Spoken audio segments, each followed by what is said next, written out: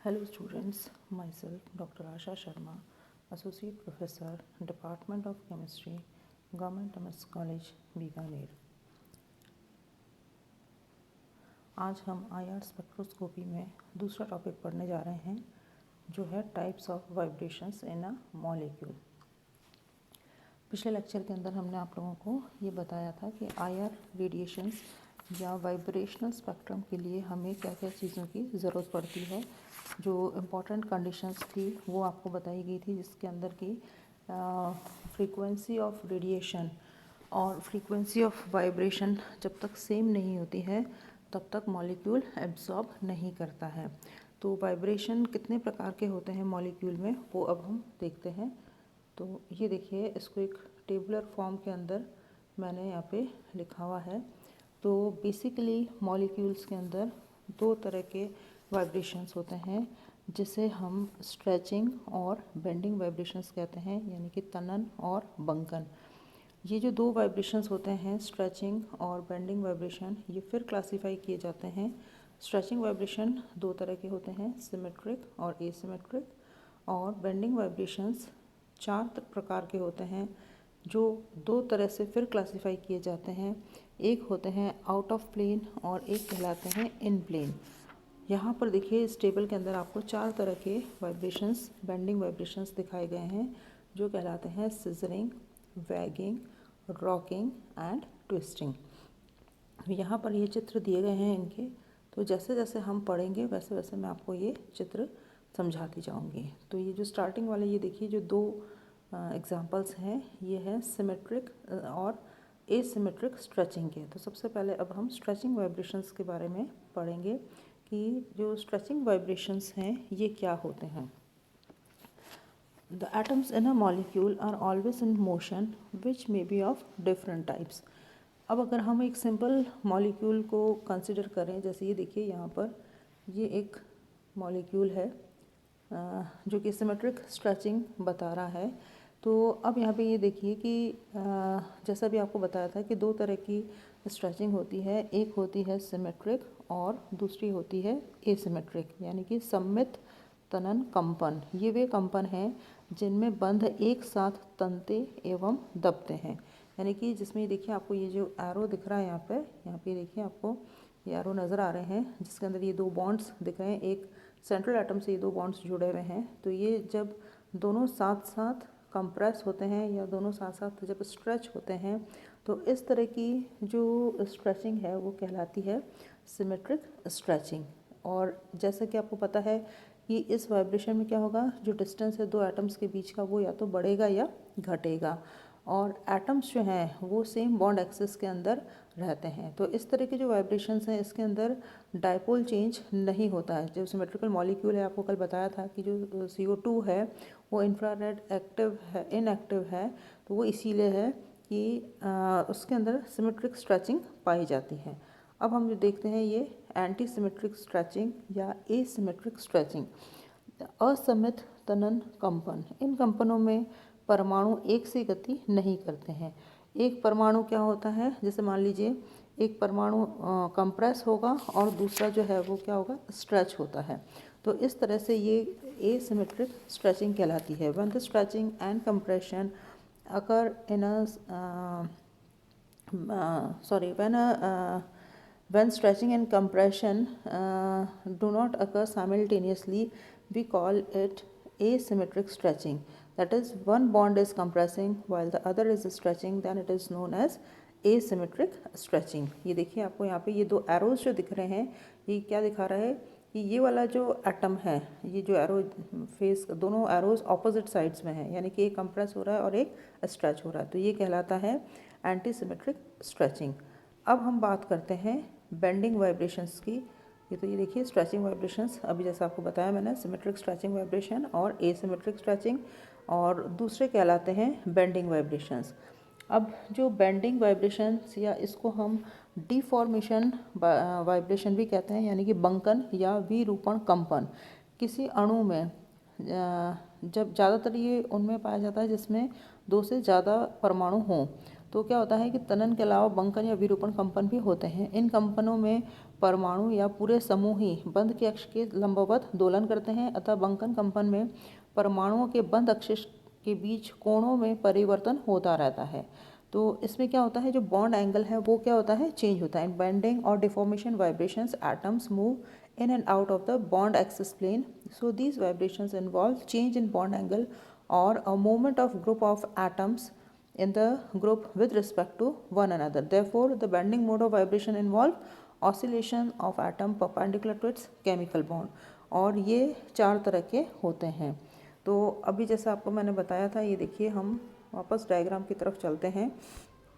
तो देखिए 2 तरह से होते हैं। एक तो होते हैं इन प्लेन वाइब्रेशन, यानी कि जो एक ही तल में होते हैं, और एक होते हैं आउट ऑफ प्लेन वाइब्रेशन, जो कि तल के बाहर होते हैं। तो इन प्लेन वाइब्रेशन में रॉकिंग और सिजरिंग आता है।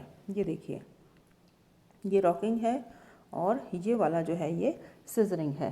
तो जो रॉकिंग वाइब्रेशंस हैं, रॉकिंग वाइब्रेशंस क्या होते हैं, in this mode of vibration the 2 atoms joining a central atom move back and forth in the plane of the molecule. यानी कि ये वे कंपन है जिनमें कंपन करने वाला समूह अणु के तल में ही आगे पीछे झूलता है। तो ये कहलाते हैं रॉकिंग वाइब्रेशंस। और दूसरे हैं हमारे सिजरिंग। ये देखिए scissoring. In this deformation, the 2 atoms joined to a central atom move towards and away from each other, and in this mode the bond angle changes. जो सिजरिंग है, इन कंपनों में कैंची नुमा गति होती है, अर्थात इन कंपनों में एक केंद्रीय परमाणु से जुड़े परमाणु एक दूसरे की ओर तथा एक दूसरे से दूर आते जाते हैं। ये कंपन भी अणु के तल में ही होते हैं। जैसे सिज़र हम जब चलाते हैं तो सिज़र के दोनों जो ब्लेड्स हैं वो एक साथ मूव होती हैं।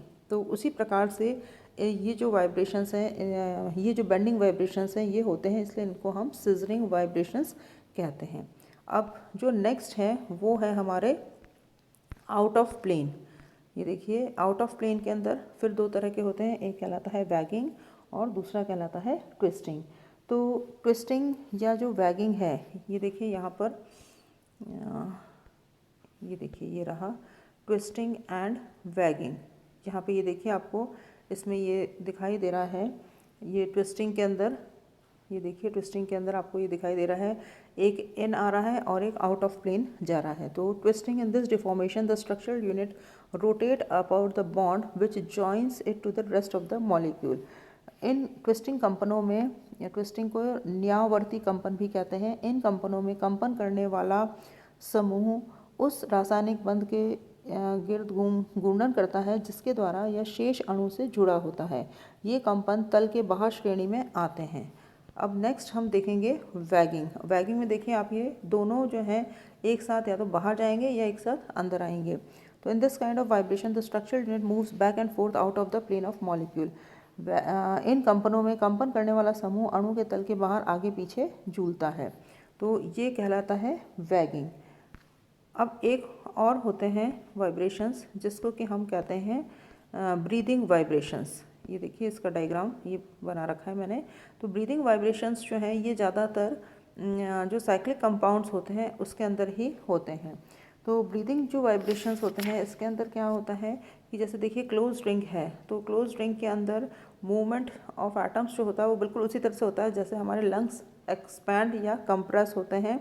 जब रेस्पिरेशन होता है तो हम क्या करते हैं, हवा भरते हैं और फिर वापस हवा जो है वो निकलती है। तो लंग्स जो है वो क्या होते हैं, कॉन्ट्रैक्ट होते हैं और एक्सपैंड होते हैं। तो ठीक उसी तरह से ये ब्रीदिंग वाइब्रेशंस होते हैं जो कि साइक्लिक कंपाउंड्स के अंदर या क्लोज रिंग कंपाउंड्स के अंदर पाए जाते हैं।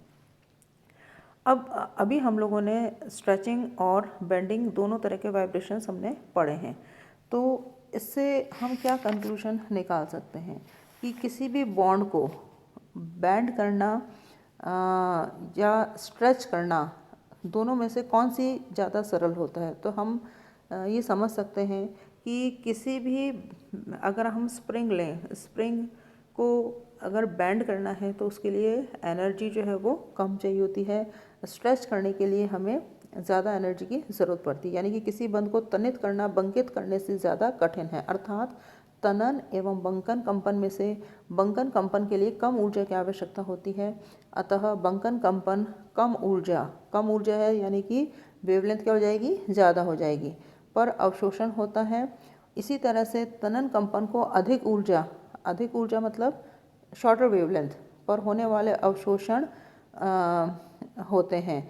तो अब ये देखिए जो बेंडिंग और जो स्ट्रेचिंग वाइब्रेशंस हैं, इनकी जो वेवलेंथ भी अलग अलग होती है, क्योंकि जैसे से as less energy is required for bending spring then for stretching it similarly it is more difficult to stretch a bond than to bend it. Therefore bending vibrations require less energy than stretching vibrations. That is why bending vibrations occur at higher wavelength whereas stretching vibrations occur at lower wavelength. तो इस तरह से हम अगर spectra देखें, IR spectra देखें, तो हम उसके अंदर पता कर सकते हैं वेवलेंथ देख करके। ज़्यादातर जो ये तनन कंपन होते हैं 4000 से लेकर के और 666 पर सेंटीमीटर तक, और जो बेंडिंग है या बंकन कंपन है ये 1650 से 666 पर सेंटीमीटर तक प्रदर्शित होते हैं। तो जब हम स्पेक्ट्रा देखते हैं तो हम आइडेंटिफाई कर सकते हैं वेवलेंथ देख करके कि ये कौन से वाइब्रेशंस हैं, बेंडिंग वाइब्रेशंस हैं या ये स्ट्रेचिंग वाइब्रेशंस हैं। तो आज हमने इसके अंदर इस वीडियो के अंदर हमने मॉलिक्यूलर वाइब्रेशंस कितने तरह के होते हैं उसके बारे में हमने अध्ययन किया है। नेक्स्ट वीडियो के अंदर हम हार्मोनिक ऑसिलेटर के बारे में पढ़ेंगे। Thank you.